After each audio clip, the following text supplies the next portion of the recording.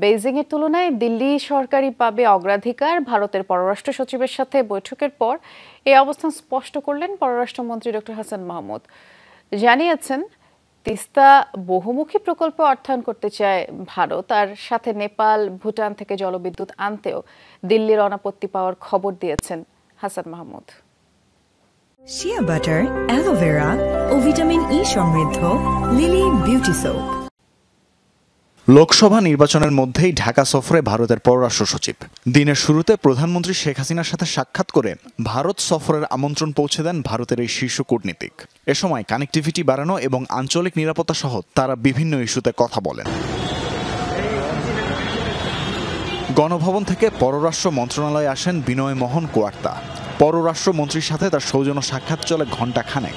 সে সময় বাংলাদেশিদের জন্য ভিসা সহজ করার কথা তোলেন পররাষ্ট্রমন্ত্রী। দিল্লি না বেইজিং, কোথায় প্রধানমন্ত্রী আগে যাচ্ছেন জানতে চাওয়া হয় মন্ত্রীর কাছে। দিল্লি তো আমাদের কাছে, বেইজিং একটু দূরে।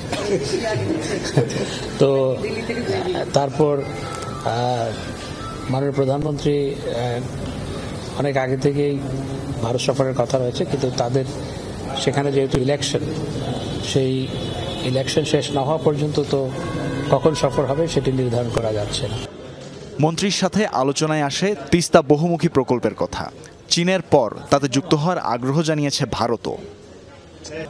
নেপাল ও ভুটান থেকে জলবিদ্যুৎ আনতেও দিল্লির সম্মতি মিলেছে, এমনটা জানান মন্ত্রী। ইতিমধ্যেই নেপাল থেকে জলবিদ্যুৎ আমদানি করার ক্ষেত্রে সবকিছু ফাইনালাইজ হয়েছে। ট্যারিফ নিয়ে সেটিও অনেকটা চূড়ান্ত হয়েছে, সেটি আমাদের পারচেজ কমিটিতে যাবে এবং সেটি হলে পরে আমরা নেপাল থেকে 40 মেগাওয়াট বিদ্যুৎ আমদানি করতে পারব। সাংবাদিকদের পররাষ্ট্রমন্ত্রী জানান, নতুন উচ্চতায় পৌঁছেছে ঢাকা দিল্লি সম্পর্ক। তানভীর মৌসুম, যমুনা নিউজ, ঢাকা।